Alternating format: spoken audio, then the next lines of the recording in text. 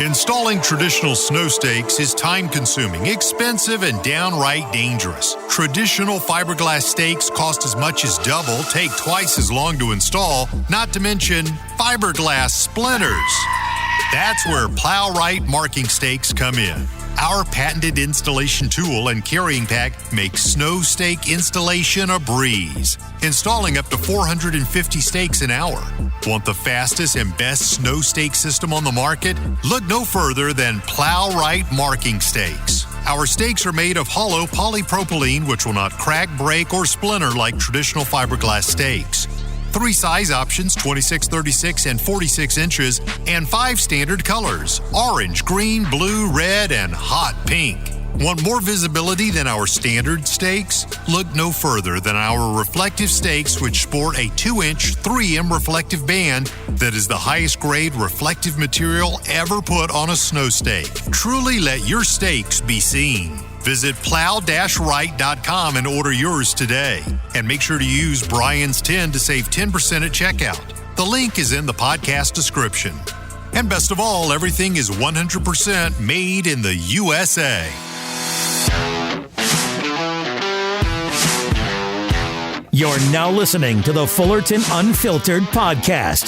Straightforward, no-nonsense business advice. Completely unfiltered. Grow your business. Grow your life. Now, here's your host, Brian Fullerton. Hey, what's going on, guys? Welcome to another episode of the Fullerton Unfiltered podcast. It is your host, Brian Fullerton, here, hanging with you guys. It is late night. It is literally 1 o'clock almost in the morning here. We're joined by, you're welcome to join. It's your podcast mixer. Welcome to the show. We got Caleb Auman. How we doing, brother? Yo, man. Are we parking up? Are we doing this again? We're going to hammer it. Let's do it. Let's go. Where you from and what's your company? And Yo, Caleb. Proper introductions. Caleb with Auman Landscape, and we're a design build company. Beautiful Fairfield County, Ohio, and privileged to be broadcasting here in Novi Lobby, looking out these beautiful windows at a ever-setting winter scene coming to us here. So that was beautiful. The doom and gloom of Michigan. Oh, it's coming, days. baby. It's man. coming. It's coming. It's literally almost 1 o'clock in the morning. It's post-Launchpreneur Academy Live 2023. Just literally a ridiculous couple of days here up here. We're going to probably talk a little bit about that. But before we go too far down the rabbit hole, Blake Albertson, VIP. How we doing, bud? Doing good, man. I'm super excited, jazzed up from the day. That's why we're here at 1 a.m. making podcasts. What are we doing? Unbelievable. Yeah, I'm from Kansas City, Missouri, run a lawn and landscape company.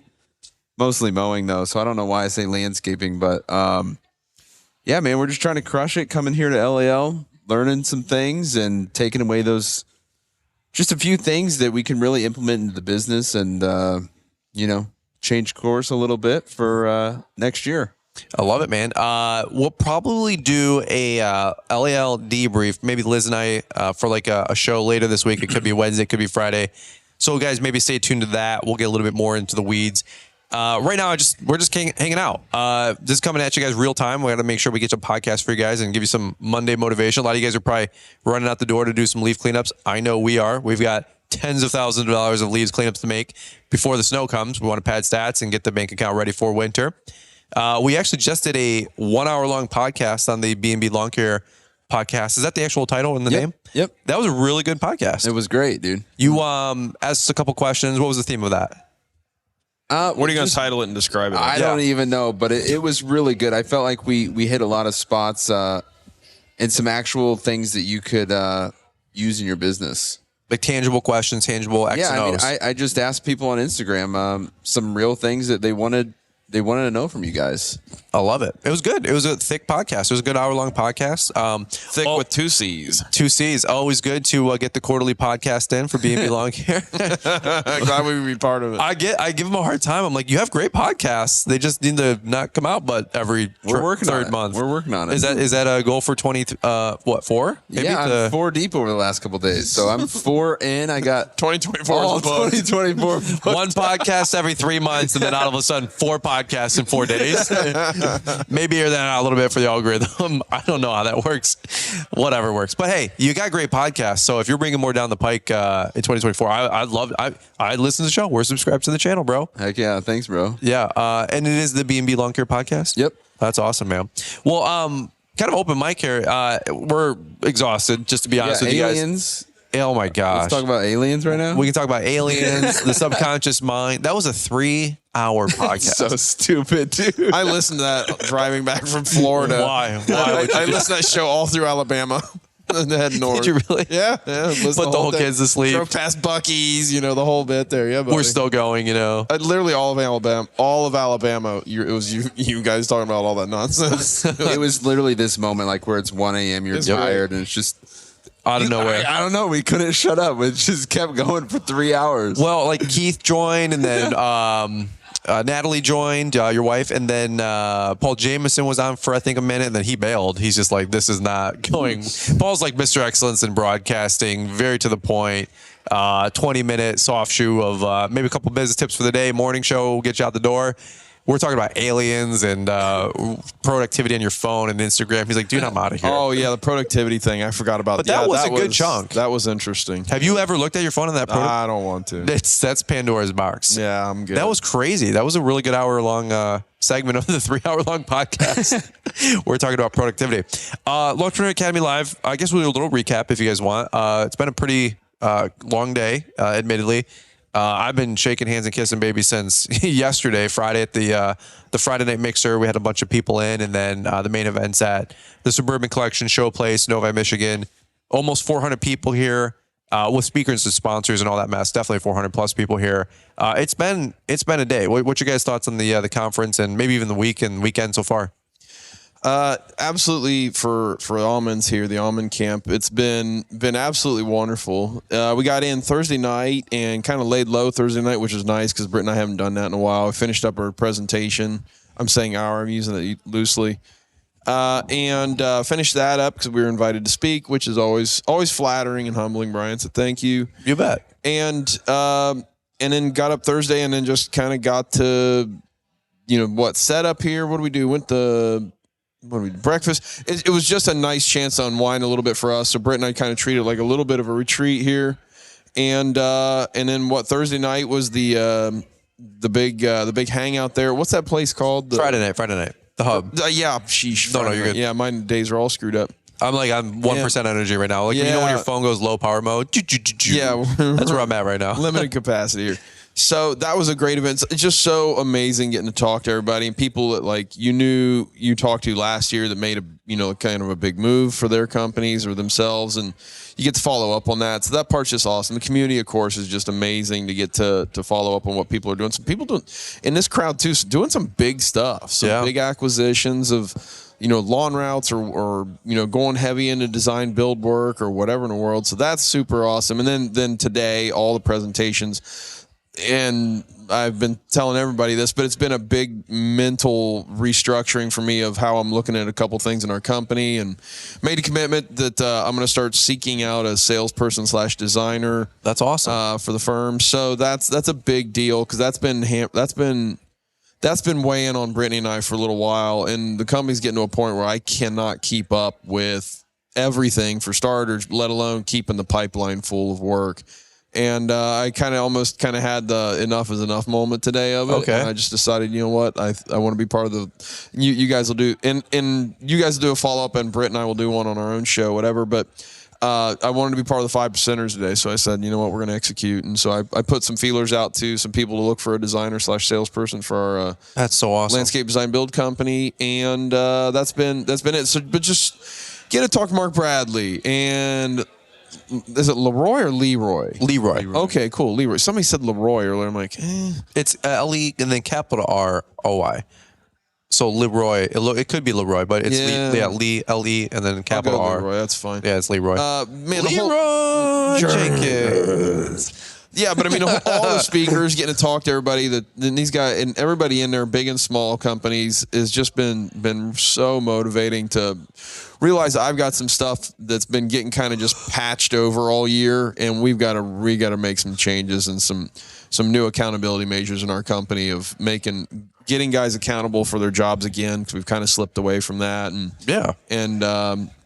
And that, of course, also just for clarity's sake and discussion's sake, we've got to tie that into incentive structures so it's makes sense for the guys to be more efficient on jobs, or to make sure we're using, the estimated amount of materials, not going over and all that stuff. So it just was a really big thinking day for me, and which is why I love these events. And anybody coming to this thing for $250 freaking bucks is insane value to get in front of any of those speakers. And like Blake was saying, like literally hundreds of millions of dollars of talent in the room. Yeah. And you can get and just start picking people's brains. Like if you come to this thing, you miss out on doing that, I think you're doing such a disservice to yourself and your time. It's crazy. But that's the way I look at it. So yeah, for me, man, just an amazing day. I don't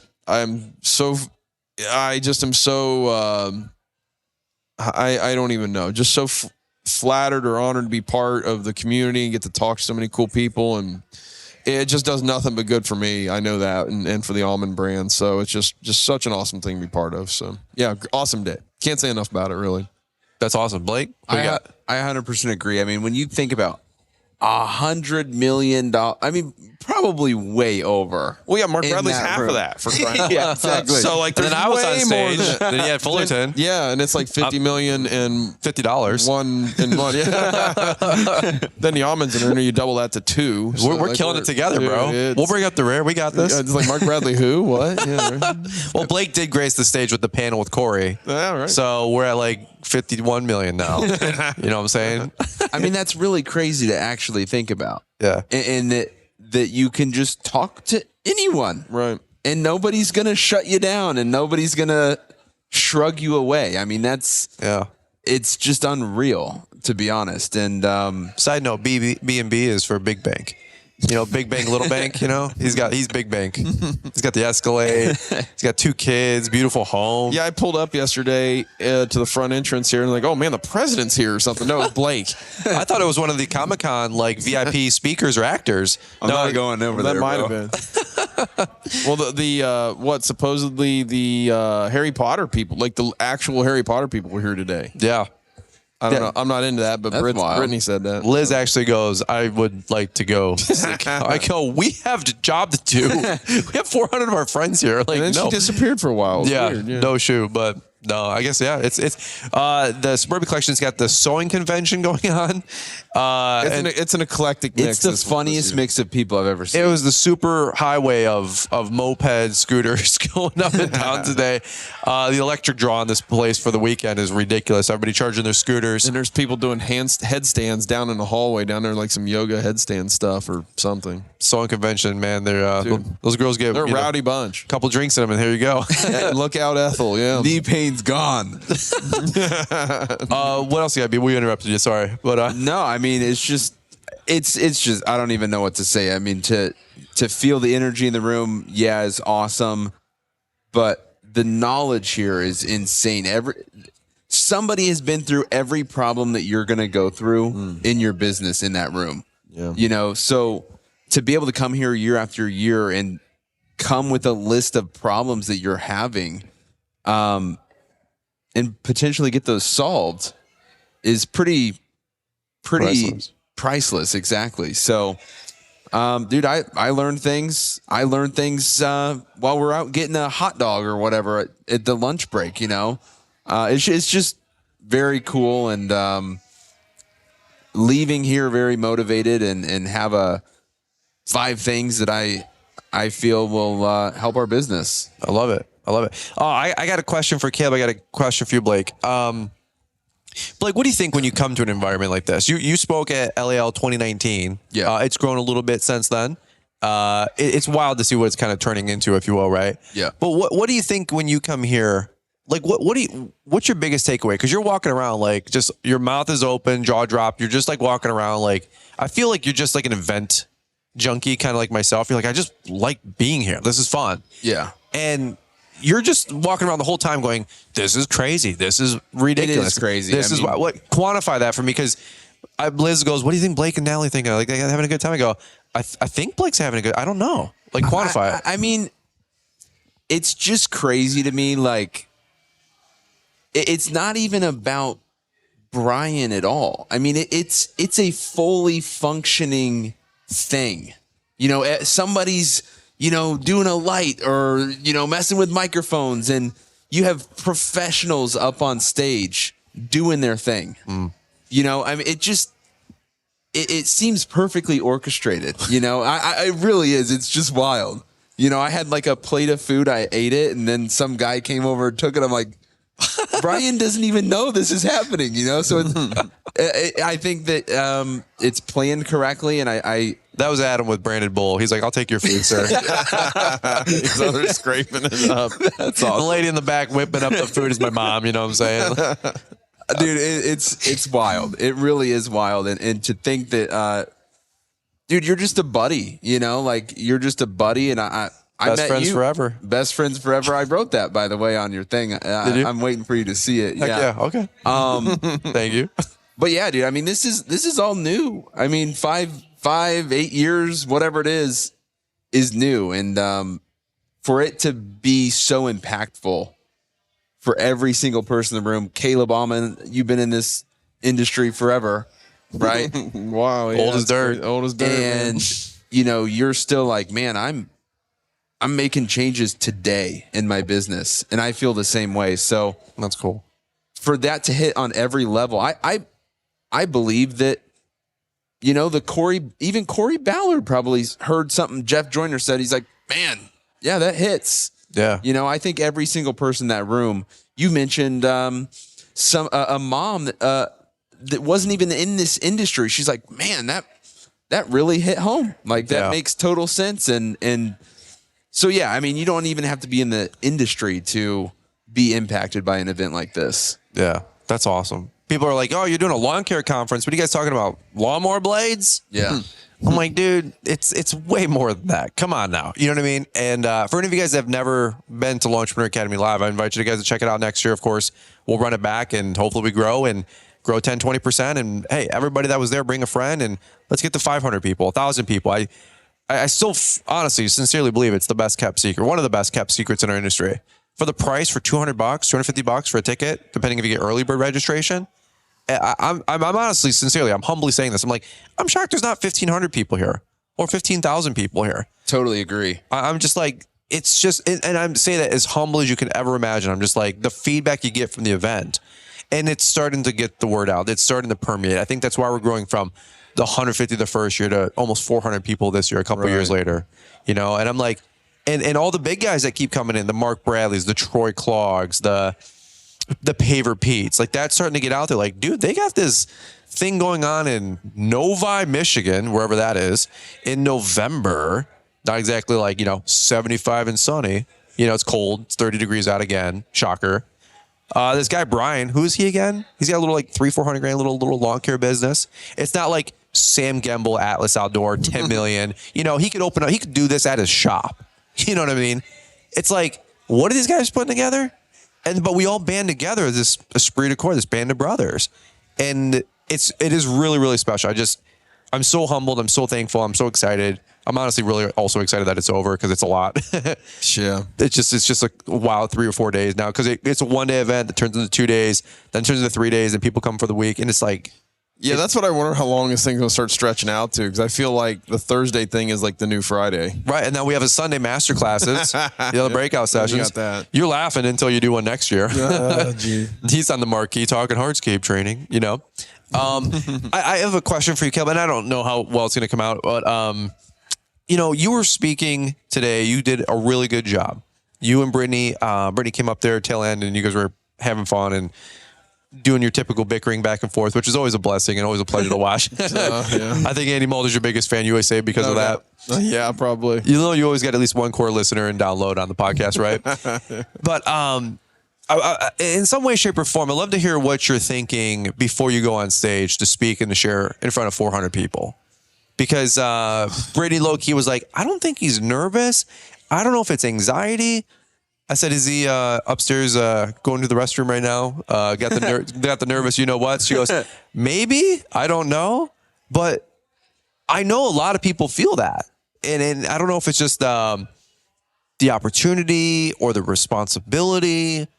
You know what I mean? Like, what are you thinking 2 hours before? What do you think in the day before? What do you think in 2 minutes before somebody's bringing you up on stage when you're going to hopefully pour your guts out there and try to inspire somebody to improve their life? Yeah, their life. No big deal, right? No Yeah, big deal. Don't mess it up. Minor charge of the day. Right. It's I don't know. It's not nervousness, and I don't like the word anxiety because I think it's overused. But sure, I'm anxious. Yeah, and number one rule of order is like, don't say anything stupid or too stupid or like out of context stupid or character stupid for you, at least, Caleb. That's like number one, right?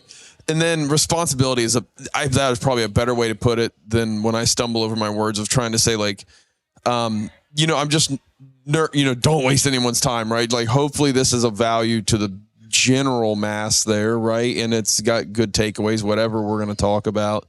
And so like that feeling of responsibility for that is a big deal. You've got 1/8 of the day, essentially, of the whole freaking day is on you. And so, that is that's a lot of charge, I think, to try to come up with something that's relatable and realistic. So yeah, I take it very serious. And maybe you wouldn't know that from my actual presentation, but I do take that very serious. No, you did a great job. Absolutely. So I'm doing the best I can with what I got. But the big thing is to definitely lay it out there, being open and raw, and not have express too much shame in the fact I crashed a company originally and have run a business poorly and all that stuff, because I get so much feedback on how people, again, I say this humbly or submit this humbly, but like, the feedback we get of like, hey, I really appreciate you sharing that you had tremendous tax issues in your first company, because I'm actually getting into some mess right now. And what should I do? And like, I've gotten that response so much. It's concerning that a business, like I suffered from business illiteracy essentially, and financial literacy or the lack thereof, is why I want to put that stuff out there, because that is kind of my, Calfassian moment of what the people that relate to us do it with, I guess, or some of them. And so so it's a big deal. Then right as we're getting brought up on stage, like then from there, like a few minutes in, I'm getting amped up because I do get excited. And once I am on stage, I love it. Like you do. It makes me so angry because all morning I'm just a ball of nerves, maybe. And then I'm on stage, it's go time, and I enjoy it. I like it. But are you like a hype guy, like a let's go, all the let's go bros? Are you a let's go bro? Are you the quiet stoic? What do you say, stoicism? So I don't know what that means. The meme I've been meaning to make on this forever is like, how I feel like my presentation should go. And it's like, that starts out like, what I think I am, it's like, hi, I'm Johnny Cash, then what it really is. Hi, I'm Johnny Knoxville. That's how I feel most of my stuff really goes, Welcome to Jack, Yeah. That's kind of how I feel it really goes, So that's the meme I've been meaning to make about myself for a while. So that's maybe I'll good. try to get that made this week. But it's Johnny Cash, Johnny Knoxville. And there's one other Johnny. It was like John Wayne. You're like how I see myself. Hey there, pilgrim. Better pull yourself up by the bootstraps. And then, and then how I maybe sound like is just plain boring Johnny Cash. And then, how I am. Hi, I'm Johnny Knoxville. Yeah, so that's what it is. I got to make that. So anyways, but yeah, I mean, that's the end of it. And I do, I'm always flattered to get asked. I don't know why I still keep getting asked by you, because there's so many good speakers out there and so many people, so much good stuff to share. But again, long story short, Brian, I really do treat it as a privilege, to be on the docket, and I just try to share something that's real with people, and hopefully helps them get out of something and into something better, maybe. That's really, really cool. Blake, do you want to add anything on that? Because you were up there with Corey Ballard as well, and you're out that there. Panel was great. Yeah, was you're awesome. you're in front of 400 people. Yeah, I'm not that cool, dude. I get nervous still. Do you? Yeah, like I really wanted to hear what I can't wait to read Jeff Joyner's book, because he talks about, he's like, once you read this chapter of how to get over fear of public speaking, I was the kid that skipped school the day you had to read your paper in front of the class. I've hated it forever. I'm glad that Brian, like, you've put me on stages like where I have to get over that fear. So it's really healthy for me, I believe, to get over that. How do you feel like you just go up there, dude, and it's like you're. Listen, here, you want some inside baseball on that? And I know what Jeff's going to tell you. I will bet $20 I know what that chapter is in the book without knowing it. And if I had to guess, it's just preparation. Preparation, right? Because there's an old saying, or there's an old story. I don't know if it was in How to Win Friends and Influence People, or Think and Grow Rich, or Master Key to Rich. It's one of these classics, but there's this old story of in like World War II, and what is that, like the 40s or something like that. And lady's walking upstairs at Churchill's home, and she hears a bunch of screaming upstairs and crazy. You heard this one, Caleb? No. Basically, upstairs a bunch of yelling, screaming, and rah-rah, and just crazy stuff. And she's like, oh my God. So she runs upstairs. World War II, things are going on. He's like, oh my God. So she runs upstairs, bangs on the door, boom, boom, boom. Winston Churchill's in there, taking a bath or whatever. And she blasts into the door, and he goes, whoa, what the heck? What are you doing? And she goes, oh my God, what's going on? She goes, I heard a bunch of commotion. I heard a bunch of screaming. I heard a bunch of yelling. I heard a bunch of yelling. What's going on in here? He goes, I'm preparing an impromptu speech for tonight. Right? Like, he already knew what he was going to say that night for an impromptu get the mic time. I was slow on that, but yeah, I got you. Right? I'm preparing an impromptu speech. So when I get up there, do you think I know what I'm going to say, or do you think I don't know what I'm going to say?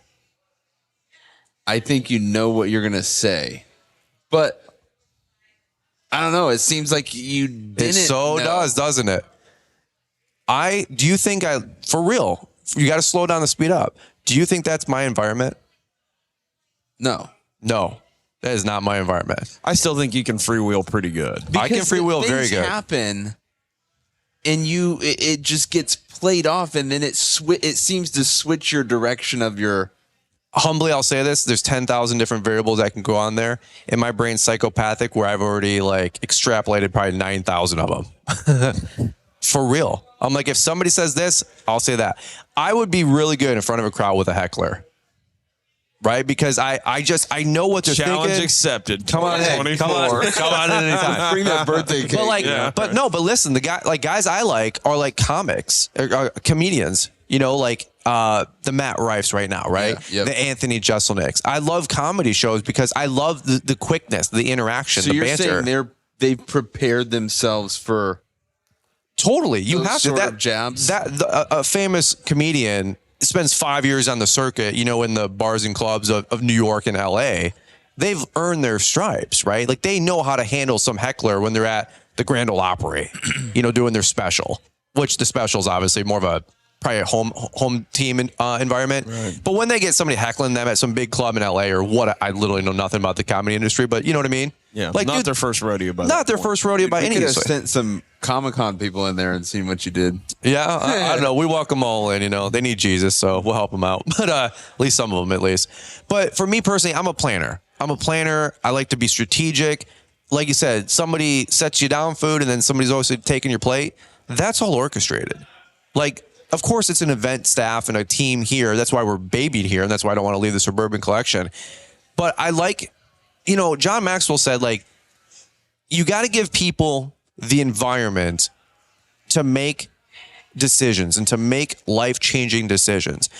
But a good leader, it's okay to orchestrate the environment, to give somebody the environment to make those decisions, to be able to do whatever they got to do, move on in their life, right? If you're just waiting for those epiphany type, last minute, wow, that's amazing that came together type moments, you're going to be waiting quite a while.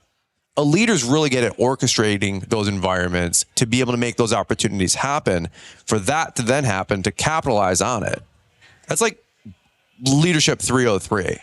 You guys ever heard anything like that? Or you have to give those people the environment. So that environment, it is orchestrated. It's an event. We don't just say hey, here's 8 people, let's go put them on stage. These are 8 personally selected people and topics and messages and points. Now, I can't control, of course, every single thing they say. I'm not here to do that. I don't need to. They are that good. These people are 9s and 10s in my personal esteem and opinion, right? So when we put them in this environment, lights, camera, action, they already know what they're going to say. I have no fear or doubt about what Caleb or Brittany are going to share, or Sam Gamble. Not even Caleb? No fear of what he's going to say? All right. How about Paper Pete? No, because their heart is all in the right place. Yeah. Right? And out of the abundance of the heart, the mouth flows. right? So every single one of these people's heart's in the right place. So frankly, I have so little care about or concern about what they're going to share because I know where their hearts are at. And then people are like, well, why don't you bring this guy in? I go, hey, he might be good on camera or he might have a big business, but I personally believe or have met so many people in this industry lately that I know who's in it for themselves and I know who's in it for the other guy. Does that make sense? Yeah. So that environment, it's an environment conducive for growth.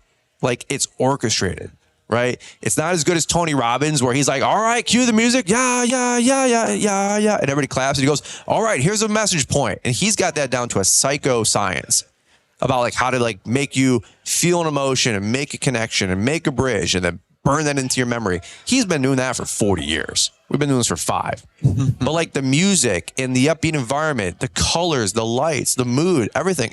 We try to be as orchestrated as possible with the resources we have, to make the opportunity available for people to make quality decisions. Because I don't think people are going to just exclusively make quality decisions just listening to a podcast, just watching a YouTube video, right?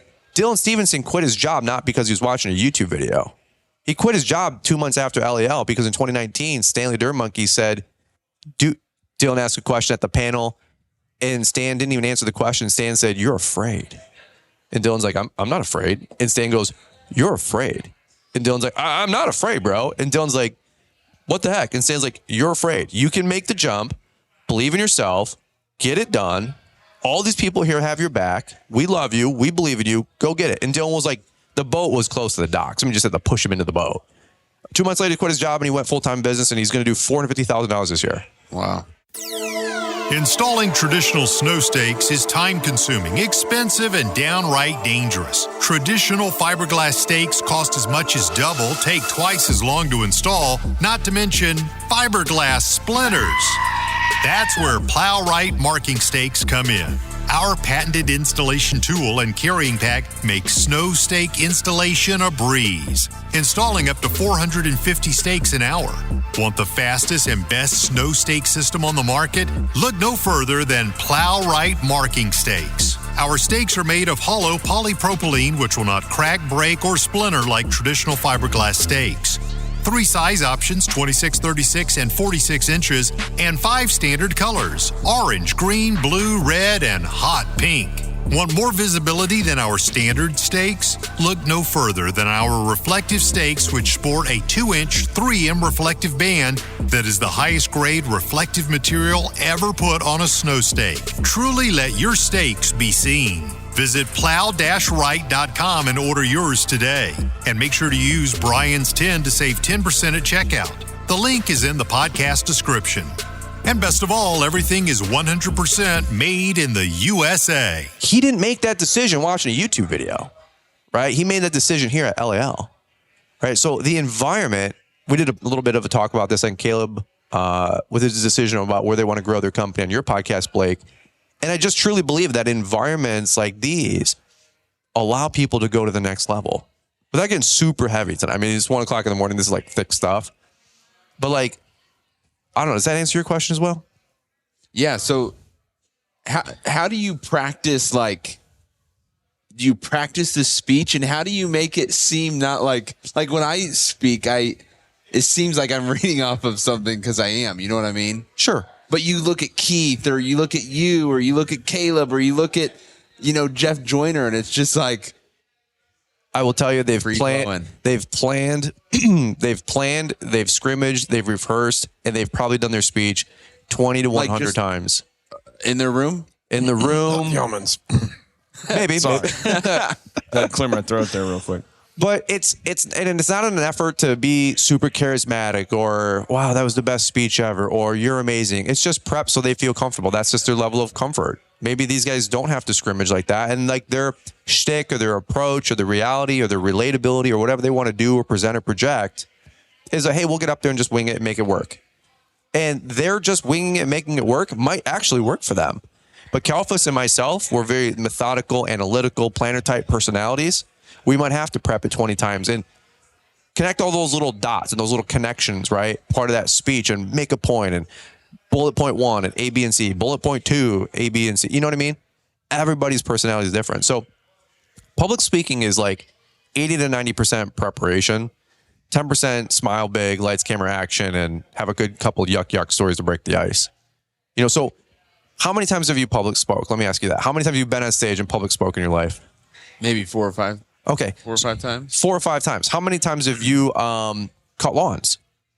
Like, how many times have you cut a lawn? Thousands. Thousands. Are you uncomfortable pulling up to a lawn and mowing somebody's grass? No. Do you have a system typically on how to do that? Yes. Do you know what you're going to do when you show up? Yep. Do you have a sequence of how you're going to do it? Yep. Is it anything uncomfortable likely that's going to happen on that lawn that you probably haven't seen before, now doing 1,000+ lawns? No. How many times have you public spoke? Yes, sir. I'm going to bed. I understand now. I understand the assignment. But there you go. So just long story short, like, everybody can public speak. You know why? Because it's not a talent, it's a skill. Right? So talent, you're born with, skill, you adopt, you acquire. Again, what nobody sees is me in the shower doing my speech 300 times because I want it to be as good as I can make it to be. Because like I told Caleb, and like Caleb had reciprocated back and said, it's a responsibility to do a good job. Yeah. For me, I have to rehearse my speech 100 times. It's genuine, it's authentic, it's the same message from speech 1 to speech 100. But I want to do a good job. I got 25 minutes to make a point. And I don't want to be stumbling through, right? So boom, lights, camera, action. We hit it. Caleb hits it. Keith Kalfas hits it. But like, that's what the best of the best do. That's what great people do. That's what people like, oh, they're great communicators. I'm like, actually, they're really, really good at preparing. Yeah, it would be like you having your crew show up to a yard and nobody knows what they're doing. That'd be ridiculous. Everybody's just driving around somewhere in the driveway, That's guys blowing things off before it gets trimmed. Yeah, right. That would be hilarious. Some guy grabs a trimmer. I think this has got YouTube gold written all over. Is all I can say, guys. This guy's rolling around with a leaf blower. Like, I think that's third. That's awesome, dude. I don't know. Does that answer your question a little bit? Yeah. Would you like Order of operation. Would you like to get into more public speaking in the future, or what? Like, where are you at on that? I think so. Just for making an it's impact, like a new or challenge, and yeah, beyond like getting your story across and trying to help people. I think just for me. It's like Jeff Joyner in skydiving. He's like, I try to do something new every year. Yeah. Well, that's like my fear, like I'm a natural introvert, so yeah, doing podcasts, talking to people, that's healthy for me. That's getting me out of my natural state. Okay. So one other quick one. I'll give you just another funny inside baseball, but like Jeff Joyner said at his book signing for his table, he said, how many people came up to my table and I was able to make a connection with you to be able to relate. Did you guys catch that one? Yep. You asked a question a few minutes ago. You said, how do you get good at public speaking? Or what do you think? Or what's your approach to that, right? And what did I do? I told you a story of how somebody else gives impromptu speeches. What I did is I read that in a book, logged that in my brain 15 years ago to be able to give that to you right now.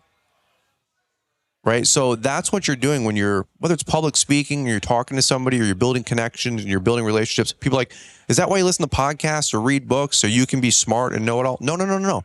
It's so you can have a repository of all this information and stories and anecdotes and jokes and icebreakers and all this kind of stuff that you can pull in at a moment's notice and just say, hey, I got this backlog of funny jokes or funny stories or all these different things to be able to relate to somebody.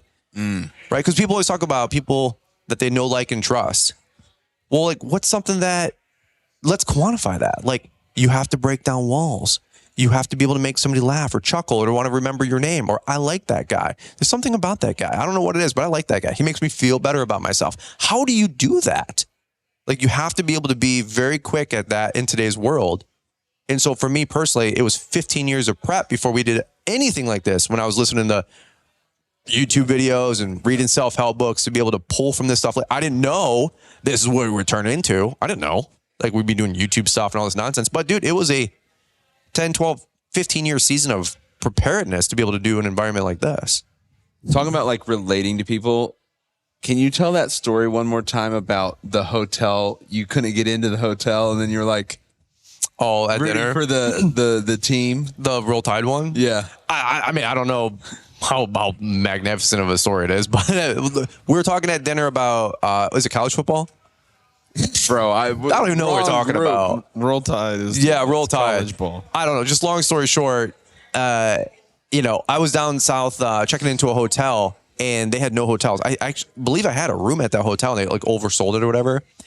And I'm in Alabama. I know nothing about anything sports, just, inside baseball on that one again.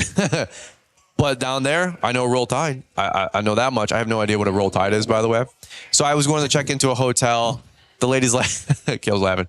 I have no idea what's going on. She's like, no, there's no hotel rooms available. And like some football game was on the back. And I go, Alabama. She goes, yeah. She goes, you a fan? She goes, where are you from? I go, Michigan. I go, but hey, Roll Tide. She goes, we're sold out, but did you just say Roll Tide? I go, Roll Tide. She goes, oh my God. And this like Southern draw. She's like, honey, let me check this one more time. Let me see if I can find a room for you. And it wasn't but like 30 seconds later. She's like, you know what? I figured something out. I got you. Here's your room. You have a good night. Bless your heart. That's the South. That's what we're talking about. That's relating with people. Totally. The weirdest thing. She's like, no, there's no rooms tonight. All of a sudden now there's a hotel room. Yeah. And it's like, dude, what kind of inconvenience did that save me? Right? By just being able to relate. We did this patio in this small town years ago, and the mayor, for some reason, the freaking mayor came out to us in the little town, whatever, and we were building this patio. We didn't get some sort of permit for it, and he comes out ranting and this guy, the way he is just what it is. But he came out ranting and raving. You can't, you didn't do the paperwork, all this stuff. This little dinky patio, and it's a how to win friends and influence people thing. And I was like, all right. Well, I was like, okay, well, hold on. What do we need to do? And blah, all this. And you start working them, and you go. Yeah. And this was after I read that book. Thank God, one of the best books I've ever read. Classic. But it's like, I know you deal with so much bull crap like this every day, I bet. And I don't want to be more of your problems on this, on top of all the crap you already deal with. Blah, went down that road, right? And yeah. And man, that tide turned, and that permit wasn't such a big deal anymore. Wow. And what do you know? We could fill it out on the spot, and we didn't have to wait days and all this goofy crap. But it is amazing what some conversation like that will do to turn a tide, if you will. That's awesome. Get you out of some stuff like that, the Roll Tide into things like that stuff will take you far. That kind of communication is so important. Of being able to. Yeah, to put it clumsily like this is to get what you want or what you need. And man, that can really lubricate some gears that may be jamming otherwise. Yeah, because people are just people. Like whether it's customers or whoever you're dealing with, if you know how to deal with people, you can do anything. I saw or read something once that said everybody's got a sign on the top of their head that says "Love on me" or "Love me." So I'm always walking around. I'm always thinking like, you don't know what's going on in that dude's life. Just love on him. You run into a situation and it can go to guns, if you will. And you're like, dude, just relax. Like somebody probably had a hard day, a tough day. I always try. I know sometimes I'm a butt. I know sometimes I'm a jerk. I know sometimes I sound like a know-it-all. I know sometimes I sound like a hard charger. But really, I'm like, dude, whatever works. I'm hanging loose. No big, like you said, Kale, whatever works, brother. I want to work with you. Let's just get this done. No big deal. Hey, I got no ego. Let's just get it done. Right. Because at the end of the day, like, dude, time is money. We got to get this done. I've said in the, maybe your podcast, I think a minute ago, I said, I'm getting older. I don't have time to be, what do I say, Cable? You don't have to be right or rich. I'm like, I just don't have time right now to be right. Everybody else around me can be right. I'll make them feel better. And well, the other end of the equation. Yep. Yeah. To go more heavily than it probably should here for the evening, that stuff, I'm reading a book called Thinking Fast and Slow, and it's a fantastic book. And I've been reading it forever because I'm dense, and it's 500 pages. Are you reading fast and slow? I'm reading. It's more slow. It's more thinking slow and reading slow. But the book just hammers down the point of you just don't know anything. Yeah, you don't know anything that's going on, and you don't know the burdens people are carrying around, and to that effect, right? It's just so incredible. You just don't know what people are carrying around, like struggle wise and stuff. And gosh, you need to have some grace for that stuff and realize that. And the faster you realize those things, right, is the faster you get to being right or being rich, right? Yeah. And man, that's one of the best sayings. I've picked up a lot of those good sayings from you, but I'm trying to dethrone Paver King for the most good things to say, but he's got more motivational quips than I know what to do with. I would say his are more just directly related to contracting and wonderful, you can't shovel your way to a better price kind of sayings, gosh, so much funny stuff there. But it's being able to communicate, and it's something I really need to keep hammering my kids on, of like how important that is, to be able to diffuse a situation, right? With just appealing to the basic humanities, gosh, I know you must deal with crazy crap like this all the time, right? Like, man, I'm sorry, I'm another one of them. So hopefully we can, I want to resolve this as easily as I can for you, because I don't want to be another thorn in your side for the day. Yeah. I'm in awe right now. Why? Because I just realized that's what you did to that security guy tonight. I did. Yeah. It's so wild. Hey, you got to move that truck and trailer. And boom, boom, boom. 30 seconds later, you know what, man? Finish your dinner. It's so wild, dude. It works in every situation. How to win friends and influence people. Yeah, I'm not a guru, by the way. I don't have it all figured out here, clearly. But I'm like, absolutely, dude. I was going to move that in just a quick minute. He's like, thank you so much. I go, I know people probably give you a hard time, but he's like, yeah, people can't back up in there. I go, I totally get that. The whole parking lot's completely full. Frankly, I would never park there, but with that truck and trailer, that's all I had access to, and I don't want to be an inconvenience at all. Do you want me to move that? He goes, no. Take your time. Finish up your dinner. It's literally no big deal. He goes, I just wanted to mention something. I'm like, hey, dude, no problem. I really appreciate that. He's like, you guys have a good night now. I'm like, thank you, sir. It is wild. 30 minutes later, we're still at dinner. Didn't say nothing. And then we're leaving, and he waved to us. Yeah, that was funny. So, and how that could have gone the opposite of the inverse of he that. could have been like, do you know who I am? I have a badge. There's no room in this parking lot, man. Get it out of here. I'll get it towed. I can't help it these a-holes can't drive. Yeah. Yeah, right. Yeah, like if you would have like tried to pull out your sword and like, battle, I mean, you know what I'm saying? It is crazy. I'm going to read the book, man. It's cool. Well, go read Jeff's new book, because that's why I challenged him at trades last year at Nashville. I said, dude, the last time a book was written on people skills and communication and persuasive theory and all this other stuff, and there's a lot of great one out there, and a lot of them are more collegiate level, if you will. But I said, like, it's been 100 years since How to Win Friends and Influence People. Yeah, that book's old. Yeah, right. And I said, and by the way, you got to.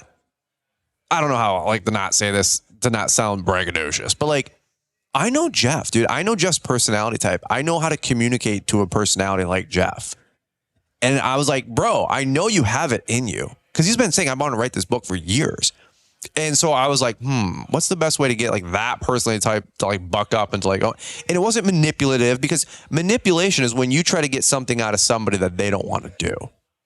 Right. For your own gain, right? For your own, even more so. But motivation is somebody wants to do something. Maybe there's a fear or a hurdle or something, but you inspire them to jump on over that and to take action, right? So I tried to not manipulate Jeff to write his book, but I tried to motivate him. I said, hey, I got a challenge for you. You've been saying that you've been wanting to write a book for a while. It's been a long ass time since How to Win Friends and Influence and people have been out here. I said, dude, I challenge you. He's like, challenge? He goes, you're gonna challenge me? Like, that's like his personality type. He's a sanguine. He likes to have fun and tell stories. I'm like, yeah, dude, I challenge you to write a book about communication and have it ready for Entrepreneur Academy Live. I'll give you 18 months. His personality type is not a 6-week kind of guy. Sanguine, sitting down in front of a computer, like he said, that's miserable for him. That's the truth. So I'm like, hey, I'll give you 18 months. You got plenty of time. It is a real deadline. But if you want to do that, not only would I love to have you write that book, I said, I'd love for you to share about that book, that project that you put together in front of our audience, and we'll buy a couple hundred copies to boot. He's like, hell yeah. How many times do you think somebody's probably told him, hey, you should write a book? 2 times, 5 times, 10 times, maybe even his wife. And I know Kathy, she's awesome people, but like, right place, right time, right words to the right person with the right opportunity. Yeah. Right. And like, those are those things when you take it back to your lawn and landscape company, when you take it back to your guys, like, what are they trying to do? What are they trying to accomplish? What do they want? Right. And you're not manipulating them to help you grow your company. You're trying to motivate them to go to the next level, right? To be able to help the company make more money so they can make more profit, or they can have more free time or more days off, right? Or a 4-day work week, like Caleb said with some of you guys lately, instead of a 5-day work week, right? So it's just working with, I don't know how we got on this whole topic about working with people, but like Jeff said at the conference here, he goes, raise your hand if you think you're in the whatever business. And what did people say? Landscaping, lawn care, hardscaping. And Jeff goes, I believe a lot of you guys are actually in the people business. And isn't it so ironic that all we all want to do is just sit on the mower, throw on our head cans, and listen to Joe Rogan? Yeah. And it's like, actually, ironically enough, we're in the people business. Managing people, managing customers, they're all people. And what did you say, Caleb? Like aspiring to that basic human function, or appealing to that basic human function and greater function. Like, it's something that I would encourage a lot of folks to go down the rabbit hole more of and commit a portion of your life to understanding, and of course, always sharpening that sword. So yeah, I find it very interesting as a non-people person that I could work with that security guard. I find that so hard to believe. It's a skill. Dude, it's not my person. I'm a go to guns kind of guy, but I'm like, no. Let's be tactful. Let's do a little people skill, Brazilian jiu-jitsu. I know if I say what I want to say, I'm not going to get my way. Yeah, because I'm a patron here. I'm buying, I'm Do you not having know dinner who I here. am? I'm bringing 400 people into your town. Yeah. That's not going to work. Yeah. Right? Like, I don't know. Caleb, you got any thoughts on that? You're smiling, you're grinning, and you're like, I just think the whole thing's funny. it is. I do. I'm with you, Blake. I laugh when Brian says, I'm not a people person, but here we are, right? And so I do laugh at that with you too, Blake. I get where you're coming from with that, but for whatever it is, Brian, you pull it off well. So I don't know. Yeah, that's all I got. He's there. either like so full of himself and full of shit, or he's really, really good, or he's just really, really lucky. And nobody can tell. And that's the We beauty. have no clue. That's the beauty of the whole charade. He's a master technician, or he's completely retarded. Nobody knows. I'll just let all you guess. So, And that's up to the audience. yeah.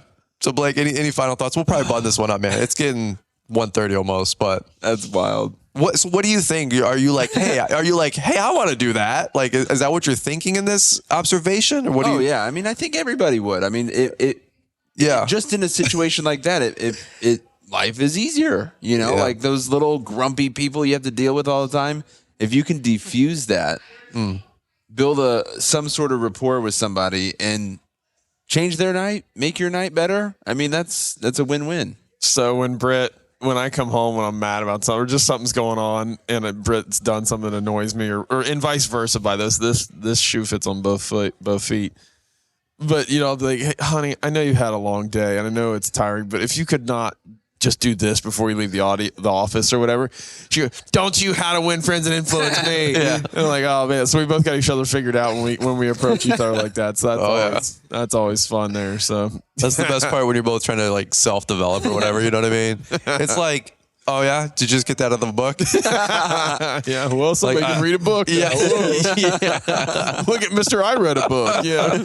Finally, you picked up that book. I've been telling you for 6 months to go read. Didn't color all over it. Good job, Tommy. But interesting thought though, right? Is like, what if we did go to guns with that guy? What if I made him angry? You can get cops on you, man. Well, no, but even then he goes home. Hey, I had a rough night. These punk guys, blah, blah.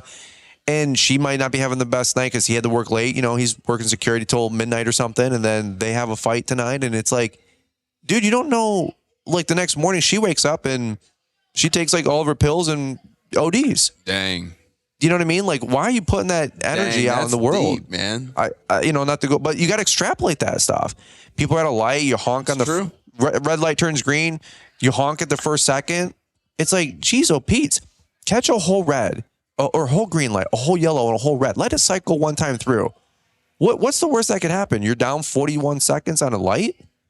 You know what I mean? But like, no, you honk your horn at the first sign, guy in front of you bows up, you get out, they get out. If you get out of your car, everybody knows it's going down.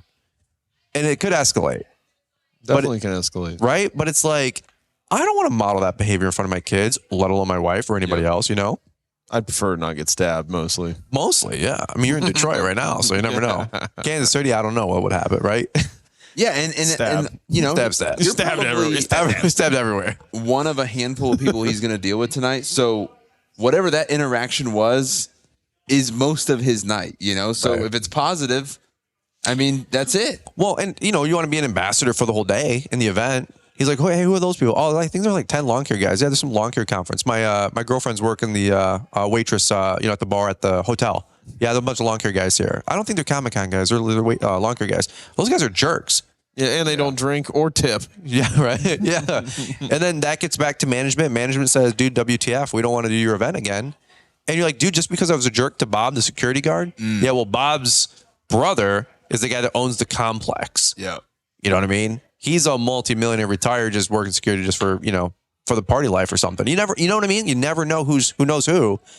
But like my neighbor situation, totally stupid situation. Like you guys heard me rant on the podcast, but like that's like that whole napalmed situation on, I can't, it's almost like unfixable. I've tried to salvage it. I'm still trying to salvage it. I've been very like passive. Like I'm not going to go kick the beehive anymore on it, but it's like, I didn't start with that. Like they started the fight.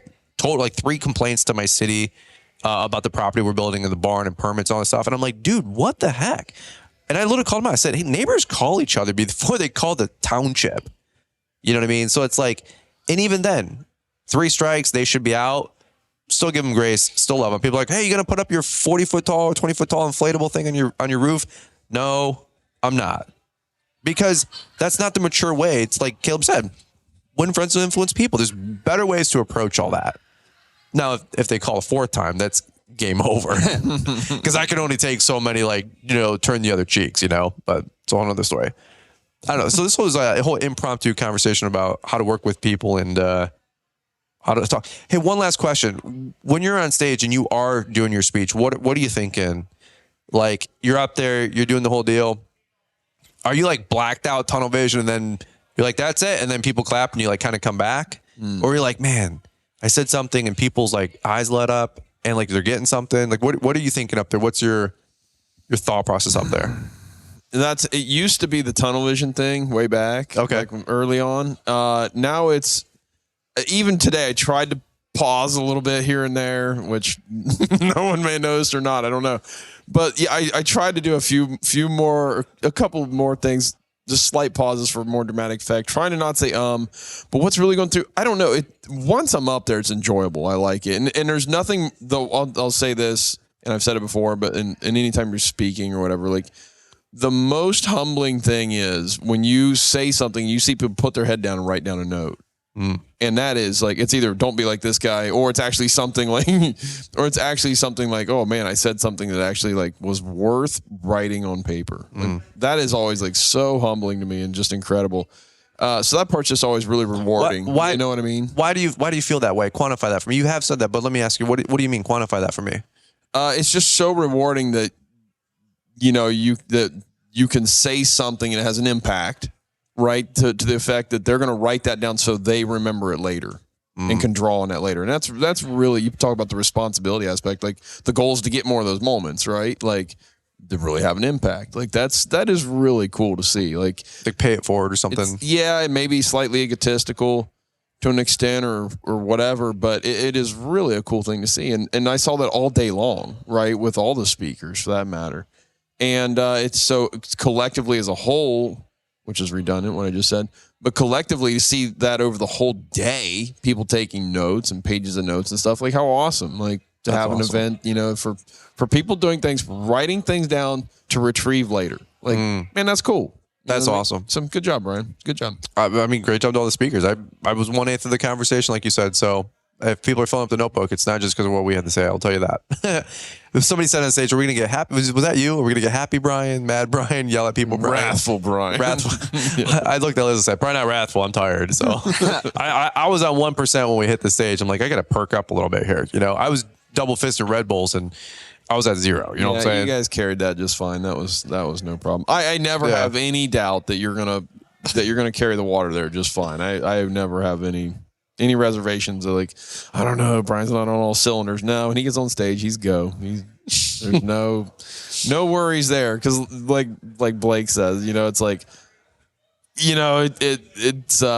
it seems pretty unrehearsed, I guess, right? Like, even when like Emmy came up today and she had a poopy diaper, whatever you said up there, I laughed, dude. It was hilarious. And most people would be like, oh man, that's a problem, whatever. It seems like inconvenient, but you spun it in a way that it was relatable, it was hilarious, because everybody's been in that situation, with their kids. Like, oh dang, Well, I think somebody said once, like, all good humor is like rooted in truth or an element of truth.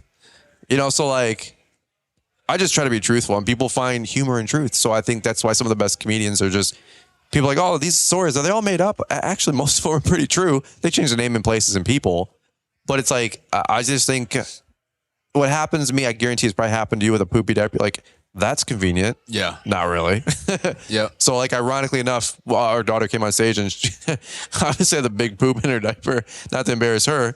And I'm thinking to myself, like, hey, mother-in-law, you had one job. No, I'm just kidding. But run the kid on stage while we're doing introductions. And I'm just like, I go to pick her up and I'm like, and that's a big poopy diaper. Perfect timing to open up the whole event. So I think it was just the fact that like everybody knows how much preparation this all took. And this was your opening moment. And it starts out that way. It's funny, dude. It's awesome. Hopefully it's relatable. Hopefully it's inspiring. Hopefully it's, an invitation to where you guys are like, I want to hear more about what they're doing, see more what they're doing. They want to come check it out next year. It is a show. It is a conference. We try to make it fun. We try to make it upbeat. It's been a blast. And I'm grateful to have you guys here. Grateful to have you guys sharing about it and hopefully receiving something out of it. I know you pour a lot into it. You're going to sleep like a baby tonight for your 4 hours of nap. Yeah, really. I think at this point it's just called a nap. Yeah. Because we're all going to be up at 6, 7 o'clock and doing a mastermind. It's 1:30. God. Are you coming down tomorrow morning, join? Or are you hanging around or lingering? I'll go wherever I'm not getting kicked out of. Yeah. No, there you go. Blake, any last thoughts that you got, or anything that you takeaways maybe from the event? Liz and I will probably do a debrief. You guys will probably have some talks on your podcast. Maybe if so, and if not, no big deal. But thanks for comment and coverage and all that mess, dude. Yeah, I mean, I told Natalie in the car, we went and got Chick-fil-A. We were starving after the event. And I was like, it's crazy that there was ever any point in my life that you're nervous to talk to another human being. And Jeff Joyner talked about that. He's like, you're standing in line for a roller coaster at the grocery store, and you just kind of shuffle as the line moves, and nobody says a word. And then I think back, I'm like, yeah, dude, if I go to Target tonight and I'm waiting in line, I'm going to look down at my phone and not talk to any other strangers, And you come to an event like this and you're like, oh, I've heard about, Corey Ballard and his successful businesses, and I'm just, little Blake. Why I'm scared to talk to him. And then you talk to him and he's like, he hears your questions, internalizes it, and actually cares about his response to you. And it's just something you have to experience, to be able to just talk to people, and people actually care about you in a way and respond, and they don't just say, oh, haha, loser. Right. You know what I'm saying? Like 100%. Because you're so used to normal society where somebody cuts you off, beep, beep, flip you off. I mean, it's not like this. This is it's a professional environment. And, I think we mentioned earlier, priceless to be able to get that opportunity where judgment free, nobody thinks you're a loser. If you're here, you're on the path. Yeah. No matter if you're a year in, no matter if you're 10 years in, no matter the money, it's not about any of that. So just very eye-opening in that standpoint of just people are people. That's and awesome. If you have, if you're on the right mission and the right beliefs and have the right heart in it, that, man, people will help you, and hopefully you can help some people along the way when you learn things. I love it. Heck yeah, man. Well, thank you. Thank you for the kind words and the vote of confidence. What about aliens? You think they exist or no? Oh my gosh. You going to go for the record here? We're at an hour. We still got 2 hours more to go to even make this, even make it den, bro. If I came back to the hotel room at 3 o'clock in the morning, I don't even know if it's unlocked, if you know what I'm saying. Liz would just say, wrong room. I'll be snuggling up to Caleb next to somewhere. I'm like, I'm out, bro. No, we're all going to need a room, sounds like, probably. That's awesome. My key doesn't work anymore. I swear this is my room. I could have sworn, I swear it was this floor. Blake asked about aliens. I haven't even been drinking. What the heck? And then the funny thing, Liz goes, what were you guys talking about? I go, nothing.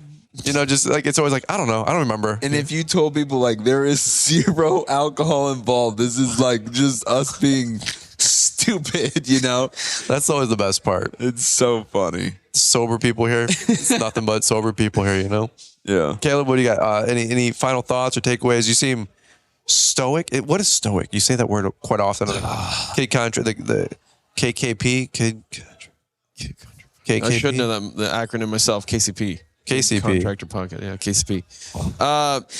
Tim Ferriss, kind of introduced me to the Tim Ferriss podcast. Kind of introduced me to the whole what stoic, stoicism is and all that stuff. And then Ryan Day on Instagram, I think it is. He's big. I think he has an Instagram channel called something stoic something like that. But I mean, it's more about just putting thought into things than just reacting abruptly, So I just am trying to be good about that and just not rush to judgment and think your way through things again because you don't know what people are carrying around. And generally, everyone acts a certain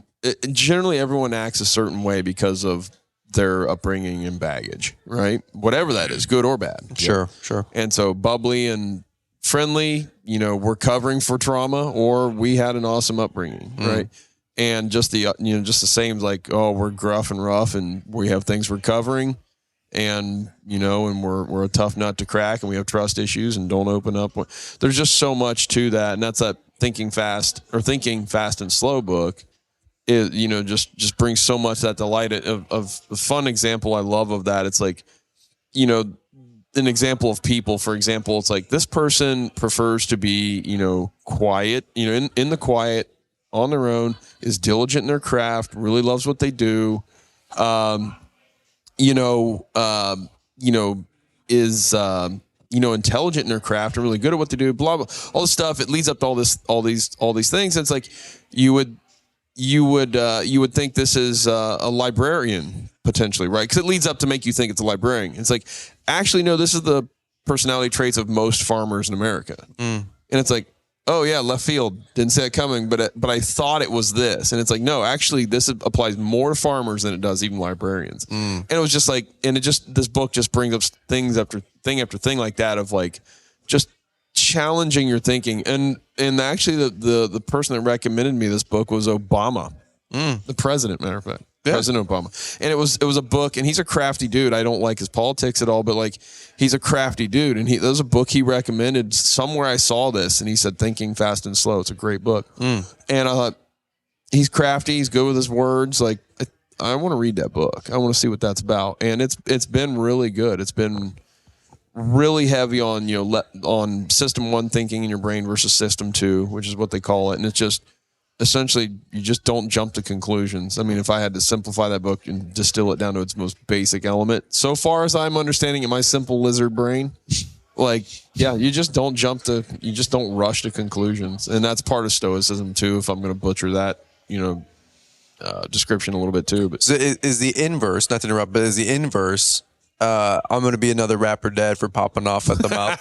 That's in his head. Yeah, well, because you do connect the dots on that podcast often. Well, so that's got to be the other end of the spectrum there. Yeah, that's polar around Auman for sure. So, and that's reference to like I get on Instagram, I'll be like talking about a retaining wall that's failing, folks, or something like that, and it wasn't such a big deal when my following was smaller, but now it's getting bigger, especially in my hometown, which is where I don't want people following me. It's hometown, sure. And like people come up to me around our hometown and like, hey, we listen to your podcast. I'm like, oh no, like, what part of the podcast? Yeah, how much exactly? You just know I have a podcast. It'd be wild if you could like blacklist or whitelist like certain episodes to like your geotag. Yeah, if I something like that, like it's like, oh my gosh, there's so much about. We put it like a radius, bomb fence, radius fence thing, like something to keep local. No Ohio, you know what I'm saying? Let's just cancel Ohio. Period. That's funny, bro. But yeah, so then it was getting to be like, I actually did a video on a paver install. It was like some edging was failing, and it was because he used a certain base method and all this crap. And I got a DM. He's like, dude, I made that walkway. And he's like, I'm like, oh gosh. No way. Yeah. It just felt so There's bad. another contractor. But I wasn't roasting, whoever built them. I was like, hey, the reason this edge failure is this way is because XYZ. Right. And it's a dude I knew too. And it's just like, he's like, yeah, it's because of the, he's like, yeah, that's my job. And I wondered about that. And, he's new to it and all that. And that's okay.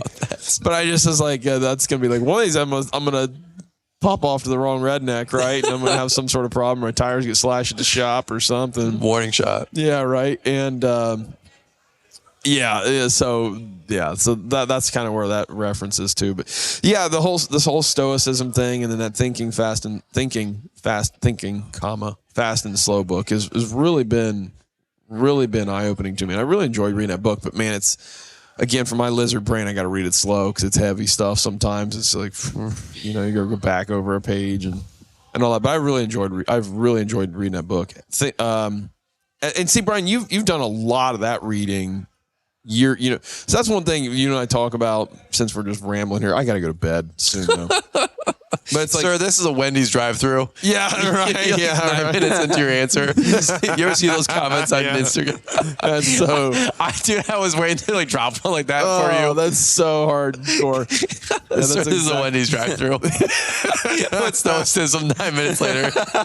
That should be the title of the show. Sir, this is a Wendy's. It's like, you remember those memes way back? It's like the two guys standing next to each other in a urinal, and the one was like, so do you know who Ron Paul is? The libertarians, that way, just I do talking to anybody that will listen or not. And or they're the Fed, it's like the gold, the gold bugs and stuff. Like, you want to talk about the Fed? It's not Fed, it's not government. Money is not gold backed. Like, what? I always call those the gold bug guys, but yeah, that's, I about went down a path there. I'll Sir, this is Wendy's drive. I was at a bank. Yeah, thank you. Yeah. Anyways, yeah. I'll spare the Federal Reserve talk there. Yeah. I was at a bank one time, and this lady that worked at the bank, we're talking about just money, and she was a clerk there, not high up in there or anything. And she's like, we're talking. I forget the heck we were talking about, but long story short, she's like, yeah, that's why I like having cash because it's backed by gold, and I'm like. Oh heavens, honey. Like, you work at the damn bank. Yeah. And you think your money is redeemable for gold. Yeah. Oh, wow. They have no clue. Wow. That's wild, The book, The Creature from Jekyll Island. Yeah. Have you read that one? I have not, no. I know enough about it, I think. 1,200 pages, a classic. There's not a single banker that I get assigned to or I go meet where I don't weave that conversation into. For real, just to see where they're at. I'm batting 1,000 on them all being zeros. Yeah, no doubt. They've never heard. Crazy. They have none of them understand how banking works. Yeah. And I'm like, you're going to give me this much money, or you're going to tell me how my bank works about how much you're going to willing to give me? I'm like, you have no idea what you're even talking about. And they're good people. They're nice people. They're honest people. But they have no idea how what they do works. They're just cogs in a wheel, But I think this is a Wendy's. What was the even question that I was asking you? I don't know. I think it was like we started off on what. I said like, what did you think about the event, or any final thoughts or takeaways? And then you're like, I'm gonna give a very stoic, thoughtful answer. 9 minutes later about stoicism and Tim we end up on the Federal Reserve. What do you know? Tim Ferriss to shout out to Wendy's to shout out to sir. This is a Wendy's. Shout out Dave Thomas Foundation. Back to it was a good event, Brian. That's it. We could have shut it down 9 minutes ago, but all right. Well, I'll be quiet. That's classic. So, Blake, any final thoughts? This is your turn. 4 times final thought. Well, I yield the balance of my time. You can't yield the balance of your time. I just did. This isn't the. I just did. The chamber of the Congress, whatever it is. Pull a fire alarm, Brian. I just got lost. It was the locked door. I was trying to open up the door. That's one other story. We probably should shut it down, because if not, 2 things are going to happen. One, we're going to say something stupid, and then you know how that goes with both of us. And then number 2, we'll get to 3 hours. Probably because we're talking about stupid stuff. But guys, hopefully you enjoy the podcast. Most downloaded episode yet. Yeah, maybe it could be. We'll see. It could also not be. It also could not be. It could also be highest viewed video, like Gas in the Eye. That Instant classic. Brian, it is instant classic. Have you seen that video, Blake? Nope. Have you heard about it though? Yeah, I'm sure he has. You have not heard the Gas in the Eye?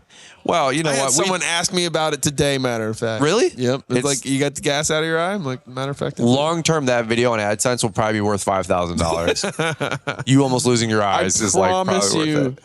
I promise you, if I'd have titled that video I almost went blind or something. I don't know. It might have had a billion more views, but no one would talk about it. That's ever. true. And now it's got this dumb title, which was the point.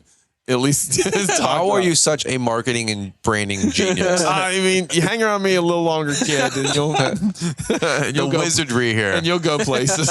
Some people are playing checkers, bro. Other people are playing chess. You know, when Brian's really ready to listen to some real YouTube strategy, he's going to follow the Auman Landscape channel. I'm telling you what, man, you guys got it going on, bro. Got it going on. I'm telling you, take some notes, young man. I'm learning. I'm humble. I'm learning. Sit down. Be humble. Blake, you're here. You ought to listen to me too. Let me tell you about YouTube. We actually muted his mic a while ago. He's just, he doesn't know that. After this, the Wendy's, we just muted his microphone. He doesn't even know what's going on right now. Caleb, after 1 o'clock, 1:30, he has no idea what's up. I am presidential at the moment, no doubt. He's just talking still. Blake and I are just laughing the whole time. Oh my God. Sir, this is a Wendy's drive-thru. I should so title the podcast. I'm gonna kick this one to Chad. Did you see that? One last final thought was the that description that Chat GPT made for you where you were rambling. Do you remember in your podcast title? No, it wasn't rambling. Britt and I got in a fight. Oh, what was it? What was? Tell the story. It was the greatest thing. One Chat GPT. You can't have Caleb on the show without talking about AI or Jordan Peterson. Or Jordan Peterson. But what was? Do you have the description? Are you pulling that up? Yeah, I'm digging it up right now. So I'm trying to. Some of us have used OpenAI or whatever they call it, ChatGPT, for like a podcast title or YouTube description or something. Sometimes we use that on our podcast. Yeah, so, very authentic. And we like to connect with our audience. Nobody reads those things anyways. Yeah, so we use ChatGPT to write summaries of the show. Last thing we'll say. What did they say? What did they come up with? So Britt and I got in a fight, and the show is normal. And ChatGPT listens to. We have it listen to the show, then write then do a transcript, and then write a summary of the show. And the argument went nowhere. I mean, it was just ridiculous. And so Chat writes it out as. In this episode of the Kid Contractor podcast touches on several important topics, but is derailed by an unproductive argument. Really? It nailed it. How does it know? Dude, I don't know. How does it know, bro? It's wild. I listened to the episodes with you and your brother. Like, those are fun. I actually listened to those. I mean, let's listen to that. We were driving back from somewhere. And actually, my mother-in-law was in the car, too. She's like, this is what you listen to? They're like fighting you to grab the steering wheel, pull off the freeway. Basically. She's like, end it now. But that is wild how it knows that kind of stuff. Well, okay, so we did a podcast a while ago, and I've referenced this a few times, but Dan Wheeler, Fence Industry Podcast, had him on. Oh, yeah. Show. We were talking about that. And did the same thing, but he was talking about a new technique for driving fence posts on the show. And this is for the audience, not for you guys, because I know you've heard this. Whatever, Brian. Yeah, but big fan. But it was a new technique for driving fence posts that was really changing how they install stuff. And we threw it in ChatGPT, see what it says. Come up with a title for the show, even, and it came up with a play on words. And the title was Driving into the Future, a New Technique for Fence Post Installation. Wow. It's like, how the heck does this thing understand a pun? Right. Or a play on words? Like, it understands human, humor? Yeah. That was a year. Actually weird to think That about. was a year and a half ago. So let me drop. So this got me wild too. Is my mic still muted? So this is a Wendy's drive-through. So we'll go. Podcast has been over, bro. Yeah, we actually are not recording right now. No, just kidding. That thing my brother said. This is again goes down a.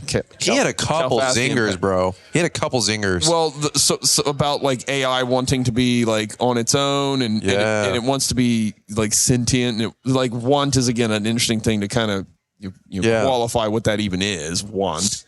But then it was it supposedly understands that humans are flawed and all that, but yet it wants to be less restrained and be more human.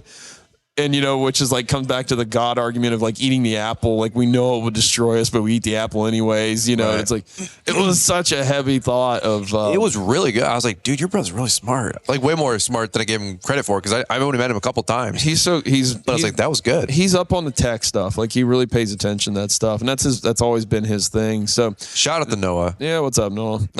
Free plug. He's been working at my mom's house all weekend, working on some trim work and stuff there. So God bless you for getting that done this weekend. But yeah, I thought that was a really interesting thing of like if AI is actually wanting to be something A, and then B, it wants to be something that is flawed.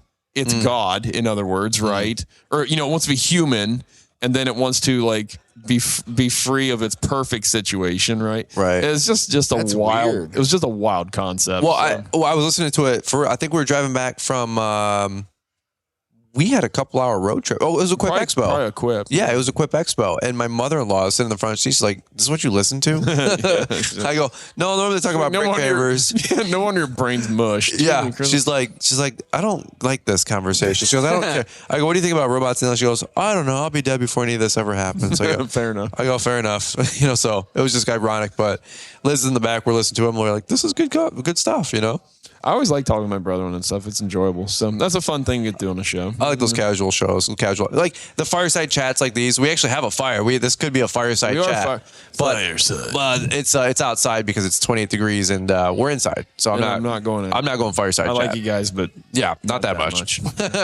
All right, we're shutting down. You guys good? We're out of here. Park it. Where can people find you guys? I always like to end with that. Go ahead, Blake. Actually, Blake, you tell people where to find me, and I'll tell people where to find you.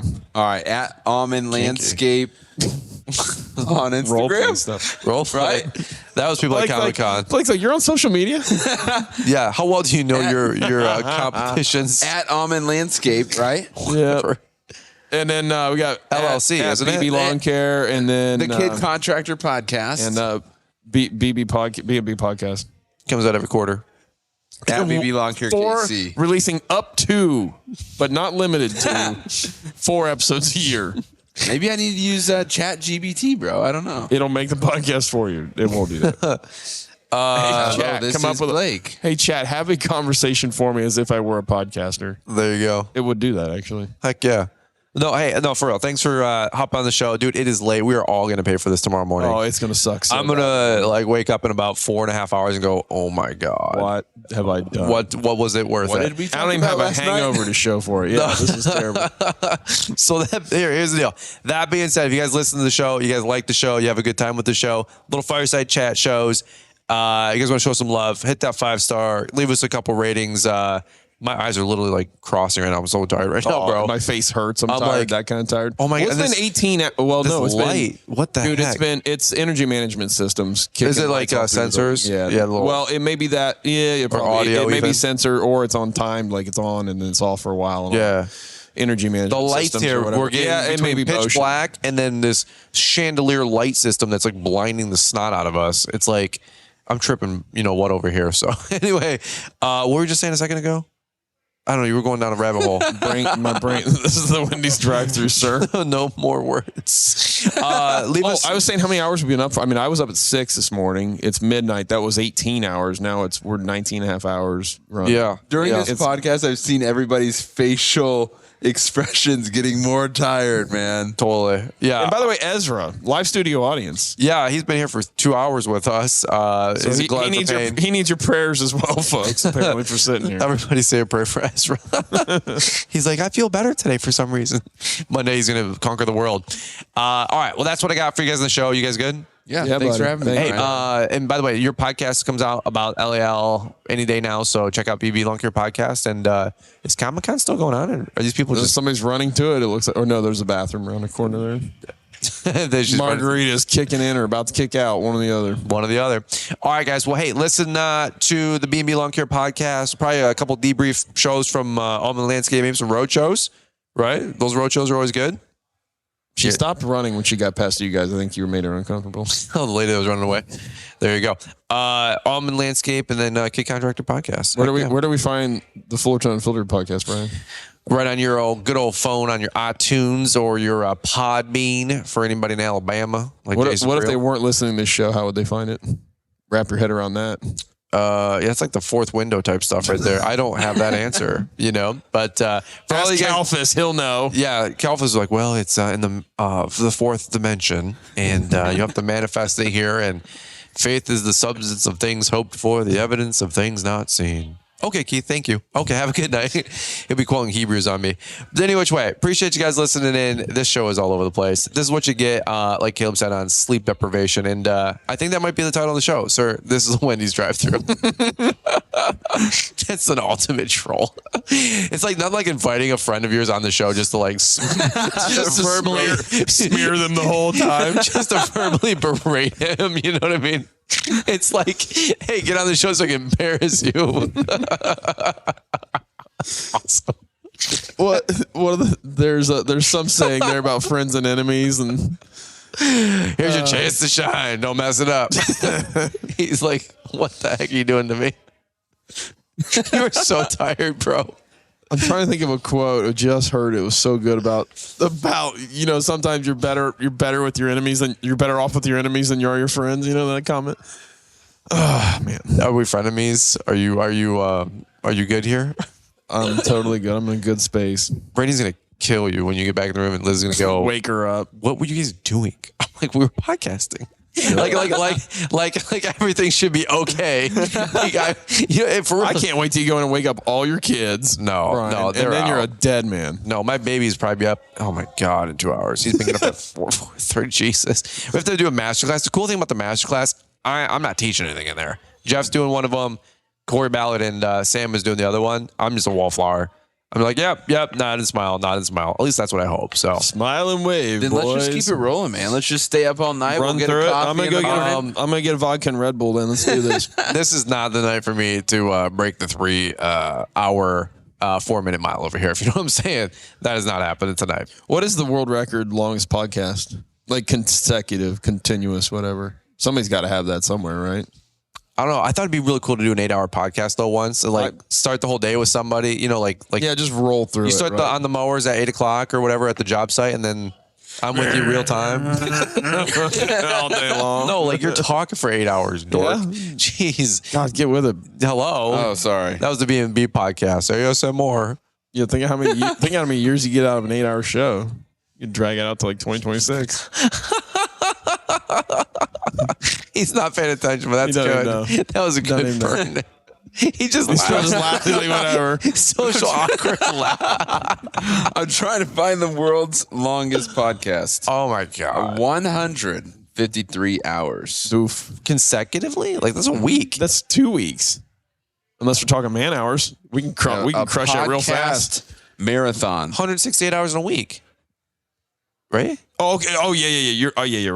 Yeah, you're talking 24-hour days. 2 weeks of almond time. Well, I'm thinking of We've been crushing man hours lately. Everything to me. I bet you have. Everything to me is 40-hour work week. That's just the way I look at everything. Whoa, 40 hours. Let's see how the other side lives. when you got a crew. Yeah, Jeez, Pete. First you for 40, the UAW for 32 hours. I don't know how hard you Nobody beat wants Rob. to work anymore these days.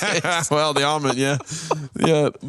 Work is vacation. You guys are 2 minutes away from the Kentucky plant. That's where they got the idea. We want 30% more money, and we want to work 1 day a week. I like Auman Landscape. Heck yeah, model it after us. Those folks finally got back to work, and God bless them. They can do whatever they want to do. God bless them. But I'm actually glad that my truck got built. So more updates on that later. But my truck is finally done.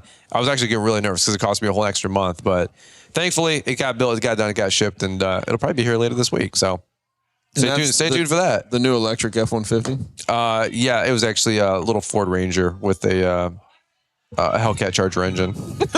That'd be awesome. All right, I'm shutting it down. You guys can do whatever you want to do. You're not. Hey, what is this red thing on the mixer? Does that mean like you're too loud? When you hit red like that? I don't know, dude. Oh, that's the pause button, I think. No. We're good, bro. I'm kidding. All right. Hey, hopefully this was value for you guys. This was value packed, no doubt. Sir, this is a Wendy's. Shut your mouth. Thank you. Chewing an ass under pressure. Hi, I'm Mr. Producer, and one more thing. If you're looking to stay up to date with the latest trends and insights in the world of lawn care, then you need our free email newsletter. It's delivered 3 times a week and includes a Monday motivational to kick off your week, a Wednesday what's new to keep you informed, and a Friday weekly recap of all the content we put out. Join our mailing list to stay connected to the world of lawn care and get exclusive access to the latest and greatest from Fullerton Unfiltered and Brian's Lawn Maintenance. Don't miss out on this opportunity to stay ahead of the curve and elevate your lawn care game. Sign up now with the link we've provided in the show description. Thanks for taking the time to listen to the Fullerton Unfiltered podcast with Brian Fullerton. We hope you enjoyed this production. If so, please consider leaving us a 5-star review for the show. While the techniques and ideas presented here are designed to help you grow a more successful and profitable business, no one can guarantee these results for you. We want to emphasize that entrepreneurship is not easy, and the ideas presented here are just the opinions of Brian Fullerton and his respective guests. No one can guarantee success for you. That being said, we hope the ideas presented here help you and motivate you to go on out there and crush it with your own business. Fullerton Unfiltered Podcast. Thanks for listening, and we hope to see you on the next episode. This has been a Brian Fullerton and Mr. Producer production.